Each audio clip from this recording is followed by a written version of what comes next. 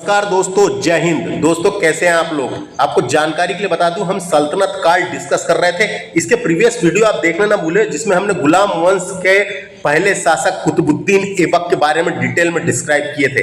ये सारा page complete हो गया था। यहाँ तक के हमने डिस्कस कर चुके थे।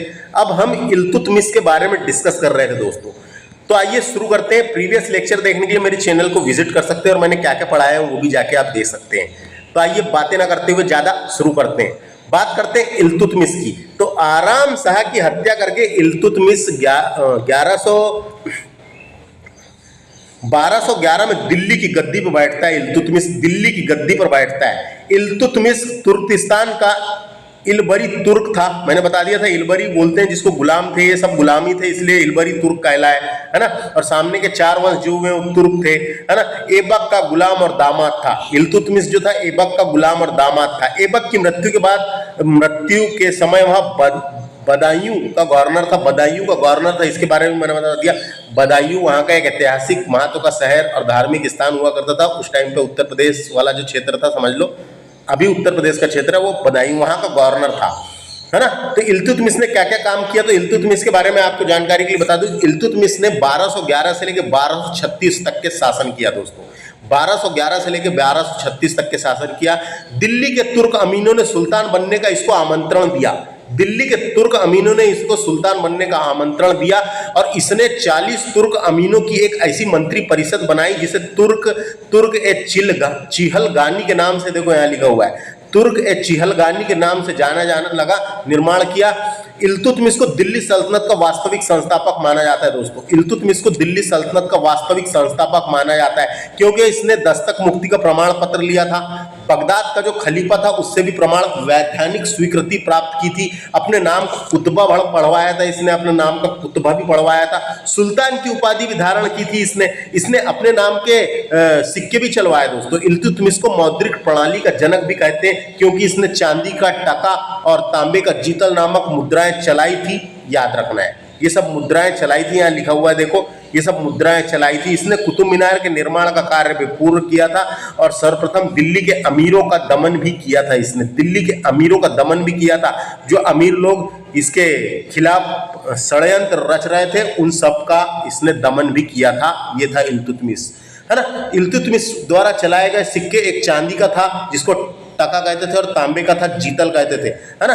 तो मौद्रिक प्रणाली का जनक भी इल्तुतमिश को माना जाता है। मौद्रिक प्रणाली का जनक भी इल्तुतमिश को माना जाता है ना। इसको इक्ता प्रणाली का जनक भी माना जाता है दोस्तों। अभी आएगा आगे, देखो यहाँ पे, यहाँ लिखा है कि नहीं लिखा है। इसको इक्ता प्रणाली, ये तो लिखा है, इसको इक्ता प्रणाली का जनक भी कहा जाता है। इक्ता का मतलब होता था भूमि का टुकड़ा, यानी कि ये इक्ता प्रणाली की प्रथा की शुरुआत इसने की थी। इक्ता का मतलब होता था भूमि का टुकड़ा। ये नगद वेतन देता था सबको, नगद वेतन नहीं, यानी नगद वेतन देता था। वेतन नहीं दे पाता था तो उसकी जगह जमीन देता था, भूमि देता था। यहाँ से यहाँ तक के एरिया 13 करके उसको जमीन दे देता था। वहाँ के जो सैनिक और जो अधिकारियाँ हुआ करते थे उसके दरबार में उनको भूमि का टुकड़ा देता था, इसलिए इक्ता प्रणाली। इसी के समय चंगेज खां का आक्रमण हुआ था दोस्तों 1221 में। इसी के समय चंगेज खां का आक्रमण हुआ था 1221 के समय चंगेज खां का आक्रमण हुआ था, है ना। चंगेज खां का आक्रमण हुआ था दोस्तों, इतना याद रखना है। इसी के समय चंगेज खां का आक्रमण हुआ था, इतना याद रखें। उसके बाद यहाँ से क्या याद, भूमि का टुकड़ा देता था। इल्तुतमिश ने अपने पुत्र, आपको जानकारी के लिए बता दूं, इल्तुतमिश के 2, 4, 5 कई सारे पुत्र थे। इल्तुतमिश के कितने कई सारे पुत्र थे, जिसमें 2 पुत्र का नाम अपने को यहाँ देखने को मिलेगा। एक का नाम था नासिरुद्दीन महमूद। नासिरुद्दीन महमूद है क्या, यहाँ लिखा नहीं लिखा है। इसका एक पुत्र था, एक पुत्र का नाम लिखा हुआ है, देखो यहाँ पे क्या नाम है इसके पुत्र का नाम, रुकनुद्दीन फिरोज। रुकनुद्दीन फिरोज के पहले एक और पुत्र था उसका जिसका नाम था नासिरुद्दीन महमूद। नासिरुद्दीन महमूद एक पुत्र था दोस्तों उसका, है ना। तो अपना बड़ा बेटा था उसका। इल्तुतमिश का सबसे बड़ा पुत्र नासिरुद्दीन महमूद था जो अपने पिता के प्रतिनिधित्व के रूप में बंगाल पर शासन कर रहा था। बंगाल पे शासन और वहां की भागदौड़ संभाल रहा था। तो उसकी मृत्यु हो जाती है अप्रैल में दोस्तों, 1229 में उसकी मृत्यु हो जाती है। उसका नाम था क्या, नासिरुद्दीन महमूद। तो कभी कभी क्वेश्चन आता है, इल्तुतमिश ने अपने पुत्र नासिरुद्दीन महमूद शाह की याद में दिल्ली में सुल्तानगढ़ी का मकबरा बनवाया था। दिल्ली में सुल्तानगढ़ी का मकबरा बनवाया था। क्वेश्चन आता है कई बार, सुल्तानगढ़ी का मकबरा कहाँ पर है? तो दिल्ली में स्थित नासिरुद्दीन का मकबरा, जिसको सुल्तानगढ़ी के नाम से भी जाना जाता है, सुल्तानगढ़ी का मकबरा के नाम से भी जाना जाता है दोस्तों। सुल्तानगढ़ी का मकबरा, सुल्तानगढ़ी का मकबरा। सुल्तानगढ़ी कहाँ पर है? तो सुल्तानगढ़ी दिल्ली में है। तो ये भारत का पहला इस्लामिक मकबरा था दोस्तों। डायरेक्ट क्वेश्चन आता है, सुल्तानगढ़ी का मकबरा दिल्ली में बनवाया था किसने? उसके बड़े पुत्र की याद में।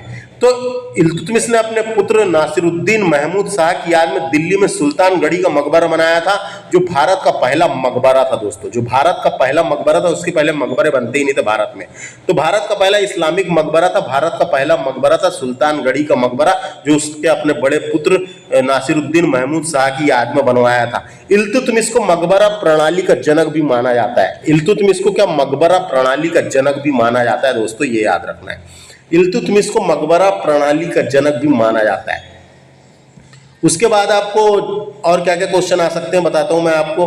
तो ये मैंने बताया, इसको वास्तविक संस्थापक क्यों कहते हैं, है ना? इसको वास्तविक संस्थापक क्यों कहते हैं? क्योंकि इसने दस्तक मुक्ति का प्रमाण पत्र लिया था। उसके अलावा इसने जो है बगदाद के खलीफा से इल्तुतमिश के खिलाअत एवं प्रमाण पत्र लिया था। खिलाअत का प्रमाण पत्र लिया था, है ना? बगदाद के परमिशन लिया था, समझ लो, प्रमाण पत्र के द्वारा। खलीफा से इल्तुतमिश ने पुष्टि किया था, खलीफा ने पुष्टि किया था कि इसके सारे क्षेत्र, इन कहाँ इसका अधिकार है, वो इसने जो जीते थे उसके लिखा पढ़ी करके अधिकार के द्वारा इसको दिए गए थे। बस इतनी चीजें थी। और इसने कुतबा भी पढ़वाया था दोस्तों, इसने अपने नाम का कुतबा भी पढ़वाया था। तो इतनी सारी चीजें थी। उसके बाद देखो यहां से ये फैक्ट, इल्तुतमिश लाहौर से राजधानी को स्थानांतरित करके दिल्ली लाया। डायरेक्ट क्वेश्चन आता है, दिल्ली किसने लाया? राजधानी को स्थानांतरित करके दिल्ली लाया। इसने स्थानांतरित करके क्या लाया? दिल्ली लाया। तो समझ में आ गया, इसने लाहौर से दिल्ली को स्थानांतरित करके, यानी लाहौर से राजधानी को स्थानांतरित करके दिल्ली लाया। इसने हौज ए सुल्तानी का निर्माण दिहेली ए कुहाना के निकट कराया था। दिहेली है कुहाना के निकट कराया था। तो हौज ए सुल्तानी से हौज ए शमसी भी बोलते हैं दोस्तों। ये इसका निर्माण इल्तुतमिश ने दिल्ली राज्य के महरौली नामक स्थान के पास करवाया था। महरौली नामक स्थान के पास करवाया था। क्वेश्चन आ जाता है कई बार, यही क्वेश्चन पूछेगा। हौज ए सुल्तानी का निर्माण देहेली ए कुहाना के निकट किसने करवाया था? इल्तुतमिश ने करवाया था, याद रखना है। उसके बाद क्या है, इल्तुतमिश पहला शासक था। इल्तुतमिश पहला शासक था जिसने 1229 में बगदाद के खलीफा से सुल्तान पद की वैधानिक स्वीकृति ली थी। वैधानिक स्वीकृति ली थी, वही तो मैं बता रहा था कि उसने वैधानिक स्वीकृति लिया था, जब ही ये वास्तविक यानी दिल्ली सल्तनत का संस्थापक कहलाता है। बगदाद के खलीफा से इल्तुतमिश ने खिलाअत ए प्रमाण पत्र प्राप्त किया था। खलीफा के इल्तुतमिश ने पुष्टि किया था। खलीफा ने इल्तुतमिश के लिए पुष्टि किया था, उसके सारे जीते हुए क्षेत्र के बारे में बताया, तेरा इतना इतना, तो उसने यही बताया गया यहाँ पे। बगदाद के खलीफा से सुल्तान पद की स्वीकृति प्राप्त की थी। इल्तुतमिश की मृत्यु अप्रैल 1236 में हो गई दोस्तों। इल्तुतमिश की मृत्यु 1236 में हो गई। मैंने बताया था कब से कब तक शासन किया इसने, 1211 से लेकर 1236 तक के इसने शासन किया है। 1236 तक के इसने शासन किया है, याद रखना है। उसके बाद क्या होता है दोस्तों, इसी के टाइम पे देखो, इल्तुतमिश के टाइम पे चंगेज खां से बचने के लिए ख्वारिज्म के सम्राट जलालुद्दीन को इल्तुतमिश ने अपने यहाँ शरण दी थी। इल्तुतमिश को अपने यहाँ शरण दी थी दोस्तों। तो ये क्वेश्चन आ जाता है कई बार, चंगेज खां ने अलाउद्दीन खां का पीछा करते हुए किसके शासन काल में भारत की सीमा पर आक्रमण किया था? किसके शासन काल में भारत की सीमा पर आक्रमण किया था? तो इल्तुतमिश के शासन काल में भारत की सीमा पर आक्रमण किया था। किसने? चंगेज खां ने। जलालुद्दीन का पीछा करते हुए आया भारत में, ये वही तो लिखा है यहाँ पे, है ना? इसने जलालुद्दीन ने को शरण दी थी इल्तुतमिश ने, तो उसको पीछे करते हुए। तो कई बार डायरेक्ट क्वेश्चन आ जाता है, चंगेज खां किसके शासनकाल में आक्रमण किया था? तो इल्तुतमिश के शासनकाल में, याद रखना है ये फैक्ट को याद रखना है। नेक्स्ट फैक्ट देखते हैं, इल्तुतमिश के बाद उसका पुत्र रुकनुद्दीन फिरोज गद्दी पर बैठा। रुकनुद्दीन फिरोज गद्दी पर बैठा। मैंने बताया इसका सबसे बड़ा पुत्र क्या था? नासिरुद्दीन महमूद शाह था, जिसकी याद में उसने सुल्तानगढ़ी का मकबरा बनवाया था, जो उत्तर भारत का पहला मकबरा था। जो उत्तर भारत का पहला मकबरा था, और इल्तुतमिश को मकबरा प्रणाली का जनक भी कहते हैं। लेकिन उसका एक दूसरा पुत्र था जिसका नाम क्या था, वो मर गया, उसकी हत्या हो गई थी, तो हत्या होने के बाद उसका मकबरा बनाया। तो इल्तुतमिश के बाद उसका पुत्र था रुकनुद्दीन फिरोज गद्दी पर बैठता है। रुकनुद्दीन फिरोज गद्दी पर बैठता है। यह एक अयोग्य शासक था दोस्तों। ये कैसा था? यह एक अयोग्य शासक था। इसके अल्पकालीन शासन पर उसकी मां शाह तुर्कान छाई रही। उसकी मां शाह तुर्कान छाई रही, कभी क्वेश्चन आता है, याद रखना है। उसकी मां शाह तुर्कान कब छाई रही, किसके शासन काल के टाइम पे छाई रही, ये अपने को पता होना है ना। तो उसके बाद क्या होता है, शाह तुर्कान के आवंचित प्रभाव से परेशान होकर तुर्क अमीरों ने रुकनुद्दीन को हटाकर रजिया को सिंहासन पर बैठाला, सिंहासन पर आसीन किया यानी बैठाला। तो शाह तुर्कान के वंचित प्रभाव से परेशान होकर तुर्क अमीरों ने रुकनुद्दीन को हटाकर रजिया को सिंहासन पर आसीन किया। इस प्रकार रजिया बेगम प्रथम मुस्लिम शासिका थी जिसने शासन की भागडोर संभाली थी। तो एक है, शाह तुर्कान के आवंचित प्रभाव से परेशान होकर तुर्क अमीरों ने रुकनुद्दीन को हटाकर रजिया को सिंहासन पर बैठाल दिया। रजिया को सिंहासन पर बैठाल दिया और ये रजिया सुल्तान कहलाने लगी। ये रजिया सुल्तान कहलाने लगी। इसी प्रकार रजिया सुल्तान, रजिया बेगम प्रथम मुस्लिम महिला थी जो शासन की भागडोर संभाली थी। तो मध्यकालीन भारत की प्रथम मुस्लिम शासिका रजिया सुल्तान ही थी दोस्तों। रजिया सुल्तान का जन्म हुआ था बदायूं में। बदायूं में हुआ था इसका जन्म। बदायूं में हुआ था इसका जन्म, है ना। और दिल्ली सल्तनत की शासन संभाला है इसने। किसने? 1236 से लेके 1240 तक, 1236 से लेके 1240 तक दिल्ली शासन पर शासन किया है। रजिया सुल्तान जो थी ये पर्दा प्रथा त्याग कर, रजिया पर्दा प्रथा त्याग कर, इनमें पर्दा प्रथा चलता था, तो रजिया पर्दा प्रथा त्याग कर पुरुषों की तरह खुले मुंह दरबार में जाती थी। यह इल्तुतमिश की पुत्री थी दोस्तों। ये कौन थी? ये इल्तुतमिश की पुत्री थी, है ना। इल्तुतमिश की पुत्री थी, तुर्की मूल की रजिया थी जो अन्य मुस्लिम राजकुमारों की तरह सेना का नेतृत्व तथा प्रशासन के कार्य को संभालती थी और अभ्यास भी करती थी ताकि जरूरत पड़ने पर उसका इस्तेमाल किया जा सके। रजिया को अपने भाइयों और शक्तिशाली तुर्क अमीरों के विरुद्ध संघर्ष करना पड़ा था। यह केवल 3 साल शासन कर पाई। रजिया सुल्तान अपने ही गुलाम याकूत से मोहब्बत करती थी। अभी याकूत नाम आएगा आगे, है ना। याकूत से मोहब्बत करती थी। याकूत से मोहब्बत करती थी। इसके वाद विवाद याकूत मुस्लिम न होने के कारण इसका विरोध होने लगा। वहां के तुर्क अमीरों ने विरोध करने लगा। याकूत जो था एक गरीब समुदाय से था, है ना। इसको वजह से विरोध होने लगा। तो ये समझ में आ गया रजिया सुल्तान के बारे में। तो उसके बाद आगे पढ़ते हैं यहाँ पे।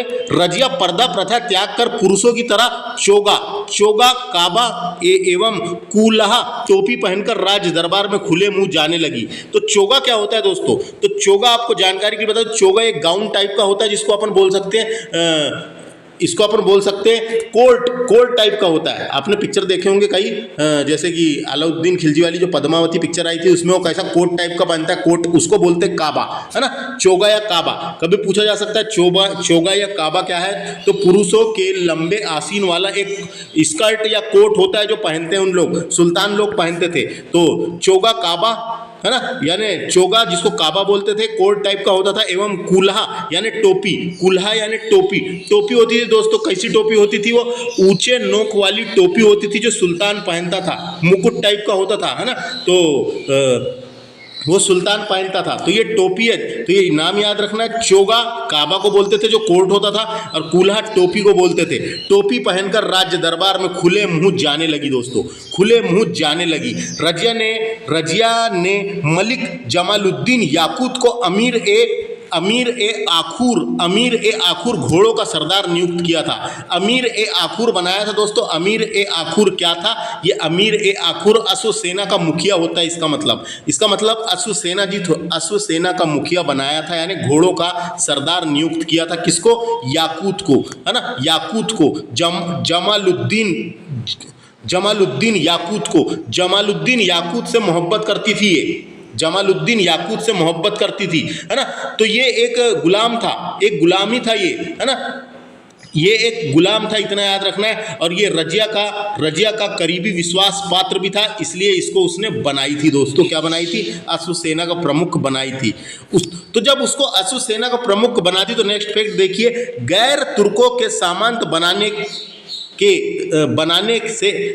के रजिया के प्रयासों से तुर्क अमीर जो हुआ करते थे वो विरुद्ध हो गए कि तूने गैर तुर्कों को बनाई है। गैर तुर्कों यानी तुर्क थोड़ी था, वो तुर्क थोड़ी था, वो तुर्क नहीं था, वो गुलाम था, लेकिन वो बाहर अफ्रीकी सिद्दी गुलाम था दोस्तों, वो अफ्रीकी सिद्दी गुलाम था, इसलिए वो तुर्क नहीं था। तो गैर तुर्कों को सामंत बनाने के रजिया के प्रयासों से तुर्क अमीर लोग जो थे, तुर्क अमीर वो विरुद्ध हो गए और उसे बंदी बनाकर दिल्ली की गद्दी पर उसको बंदी बना दिया। किसको बंदी बना दिया? रजिया सुल्तान को बंदी बनाकर दिल्ली की गद्दी पर किसने? तुर्क अमीरों ने दिल्ली की गद्दी पर मुइजुद्दीन बहरम शाह को बैठा दिया।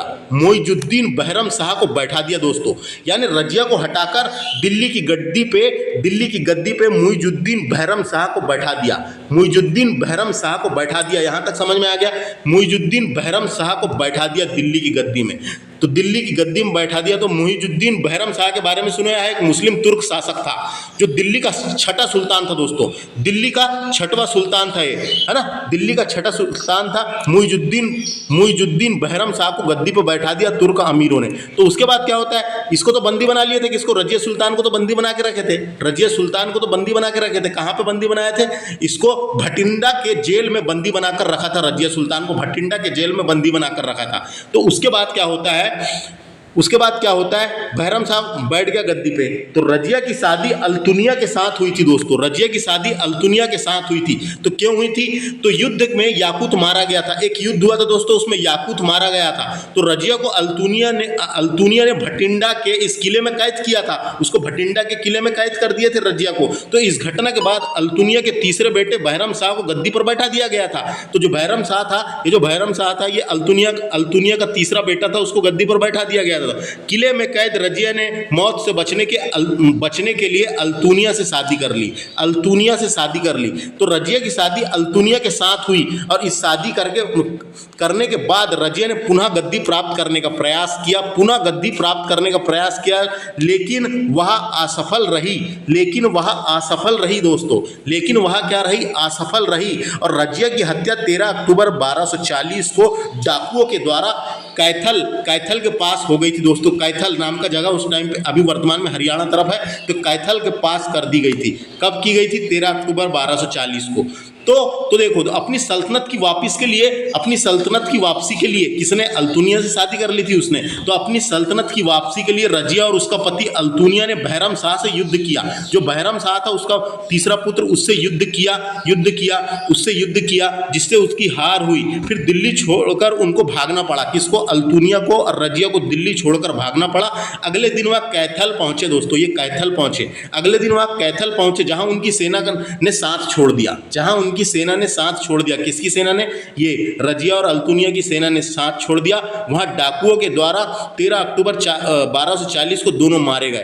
13 अक्टूबर 1240 को दोनों मारे गए। कहां पे मारे गए? कैथल में मारे गए। तो रजिया की कहानी यहां पे खत्म। उसके बाद यहां पे दिल्ली का सुल्तान तो यही था, सुल्तान बहरम शाह को बंदी बनाकर उसकी हत्या 1242 में कर दी गई। बहरम शाह को बंदी बनाकर उसकी हत्या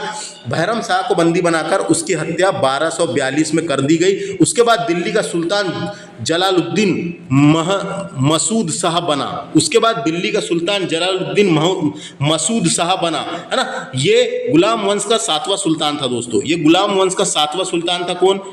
यही जलालुद्दीन नहीं है, क्या लिखा है? अलाउद्दीन मसूद शाह। ये 7वां सुल्तान था दिल्ली का, है ना, दिल्ली का 7वां सुल्तान था। ये 1242 से 1246 तक शासन किया। अपने नाम पर सोने और चांदी के सिक्के चलवाए थे इसने। इसने अलाउद्दीन मसूद शाह ने अपने नाम पर सोने और चांदी के सिक्के चलाए थे। इसका शासन बदायूं और लखनौती के 1 अरब सिक्के मिले हैं, वहाँ से उसमें उल्लेख किया गया है कि इसने अपने सोने और चांदी के सिक्के चलाए थे। उसके बाद क्या होता है? बलवन आया दोस्तों। बलवन ने षड्यंत्र के द्वारा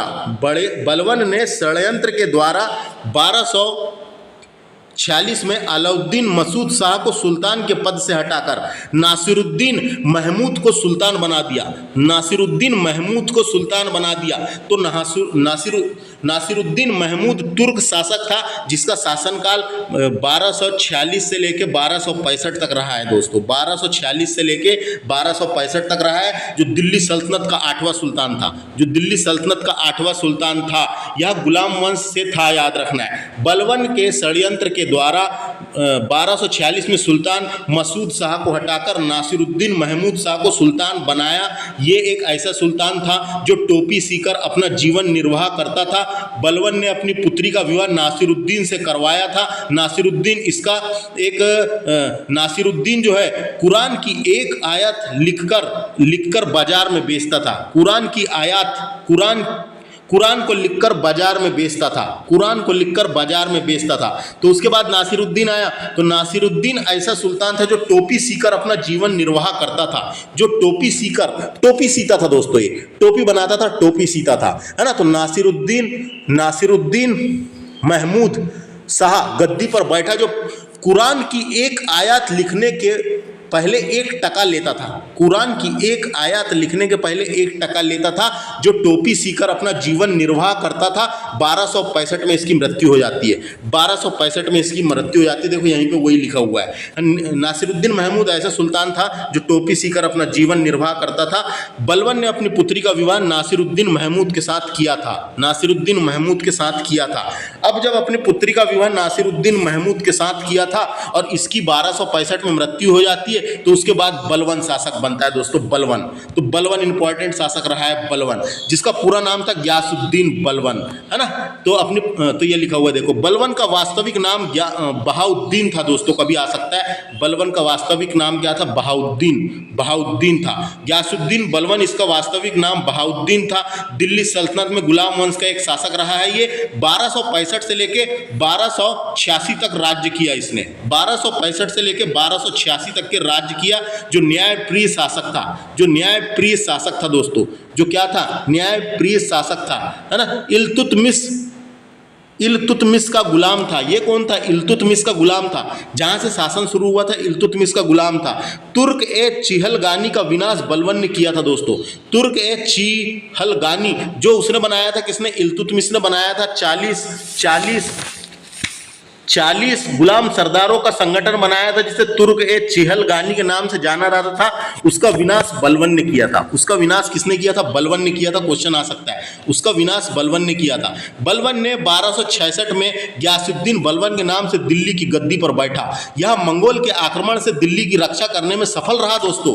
यह मंगोल का आक्रमण इसके टाइम पे भी हुआ था। तो मंगोलों के आक्रमण से दिल्ली की रक्षा करने में सफल रहा। सीरी नामक नया नगर बलबन ने बसाया था। सीरी नामक नया नगर बलबन ने बसाया था दोस्तों। सीरी नामक नया नगर बलबन ने बसाया था, याद रखना है। बलबन के बारे में एक और याद रखना है। बलबन ने राजस्व के सिद्धांत दिया था दोस्तों। बलबन ने राजस्व का सिद्धांत दिया था। बलबन ने राजस्व का सिद्धांत दिया था। उस सिद्धांत के अनुसार राजस्व पृथ्वी पर परमेश्वर का उपराज्य है दोस्तों। राजस्व पृथ्वी पर परमेश्वर का उपराज्य है। राजा ईश्वर की परछाई होती है। इसने राजस्व का सिद्धांत दिया था। उसमें बताया था कि राजा पृथ्वी पर राजा ईश्वर की परछाई होती है। बलबन ने कहा था राजा पृथ्वी पर ईश्वर का प्रतिनिधि है। वह राजस्व एक दैवीय संस्था है दोस्तों। राजस्व क्या है? एक दैवीय संस्था है। कभी क्वेश्चन आ सकता है ना।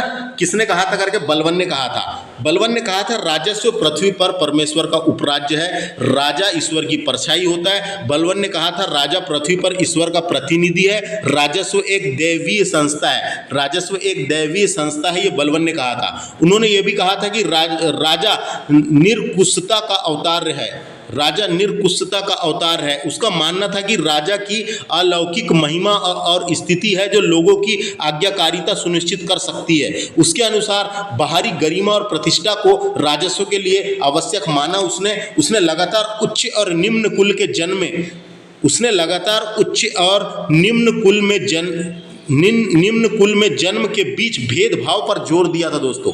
भेदभाव करता था ये, है ना। उसने लगातार उच्च और निम्न कुल में जन्म के बीच भेद पर जोर किया था। इतिहासकार जियाउद्दीन बर्नी ने यह भी कहा है, बुक में लिखा है कि बलबन ने जब भी किसी निम्न कुल में जन्मे व्यक्ति को देखा तो उसकी आंखें क्रोध और घृणा से जलने लगती थी और उसके हाथ उसकी हत्या करने के लिए उसकी तलवार पहुंच जाती थी, यानी तलवार उठ जाती थी।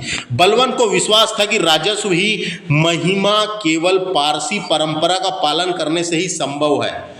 बलबन को विश्वास था कि राजस्व की महिमा केवल पारसी परंपराओं का पालन करने से ही संभव है, इसलिए उन्होंने व्यक्तिगत और सार्वजनिक जीवन में इन परंपराओं का बहुत ही सावधानी से पालन किया और उसने ये वाला उत्सव शुरू किया था। बलबन ने फारसी रीति रिवाज पर आधारित नवरोज यानी फारसी साल का पहला दिन उत्सव को प्रारंभ करवाया था।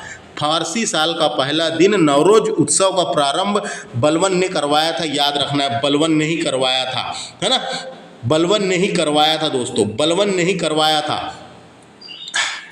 तो इतना समझ में आ गया। बलबन के बारे में ऐसा क्वेश्चन आ सकता है, बलबन के राजस्व सिद्धांत कौन से थे। तो उसका पहला राजस्व सिद्धांत था, राजा पृथ्वी पर ईश्वर का प्रतिनिधित्व करता है, राजा ईश्वर की परछाई होती है। दूसरा उसका एक सिद्धांत था, बलबन ने उच्च और निम्न कुल में जो पैदाइश के फर्क को बार बार रेखांकित किया था, बार बार रेखांकित किया था, है ना, बार बार रेखांकित किया था। इतना याद रखना है। उसके बाद और क्या बता रहा था मैं, उसके बाद अगला फैक्ट है, यहाँ पे क्या लिखा है, अगला फैक्ट, राज दरबार में सिजदा और पैबोस प्रथा की शुरुआत बलबन ने की थी। डायरेक्ट क्वेश्चन आता है, राज दरबार में सिजदा और पैबोस प्रथा की शुरुआत किसने की थी। सिजदा का मतलब होता है झुककर सुल्तान को नमस्कार करना, सिजदा का मतलब होता है झुककर सुल्तान को नमस्कार करना, एवं पैबोस का अर्थ होता है सुल्तान के पैरों को चूमना, सुल्तान के पैरों को चूमना।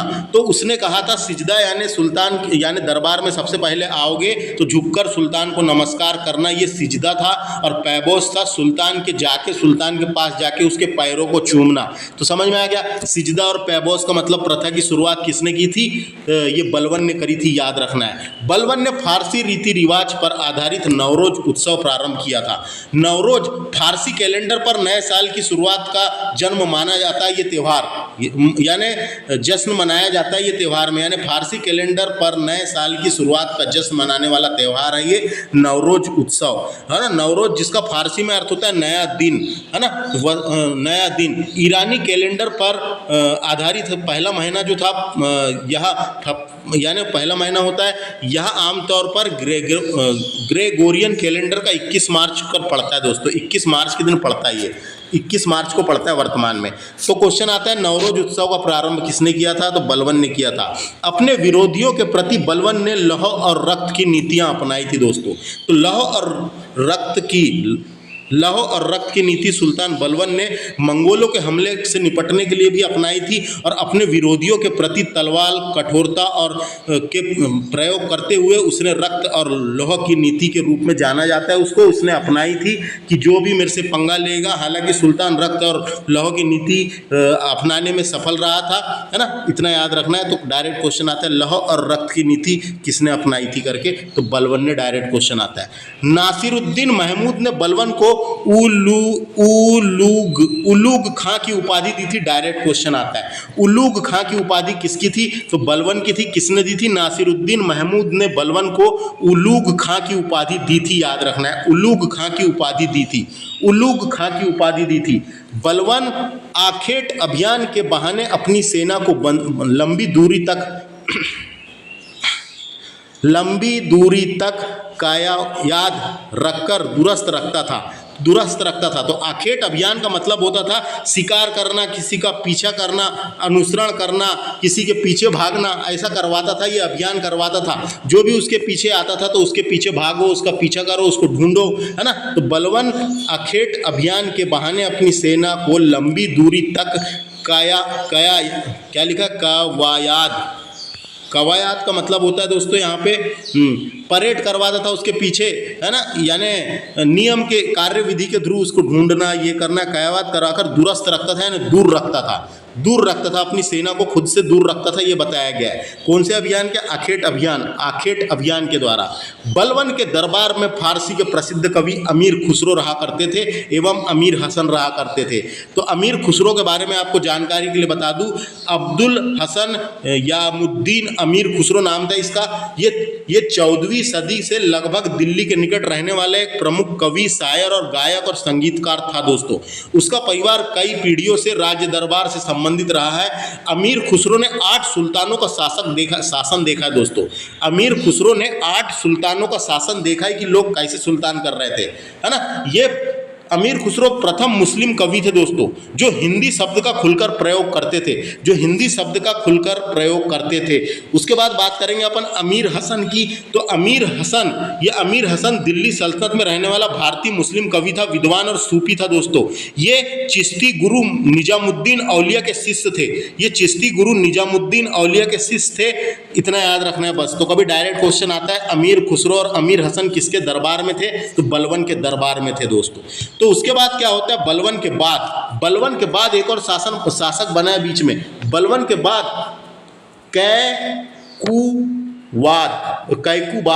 कैकुबाद सुल्तान बनता है दोस्तों, है ना। जो उसका पोता था, किसका? बलबन का पोता कैकुबाद शासक बना, लेकिन ये कार्यों में सक्षम नहीं था, इसलिए जल्दी हट गया, है ना। पर्याप्त सक्षम नहीं था ये। और इसके बाद बनता है दिल्ली सल्तनत यानी गुलाम वंश का अंतिम शासक शमसुद्दीन कैमूर्स के बारे में जानकारी होना। शमसुद्दीन कैमूर्स भारत में गुलाम वंश का अंतिम शासक था। डायरेक्ट क्वेश्चन आता है, भारत में गुलाम वंश का अंतिम शासक था, इसने दिल्ली पर 1290 तक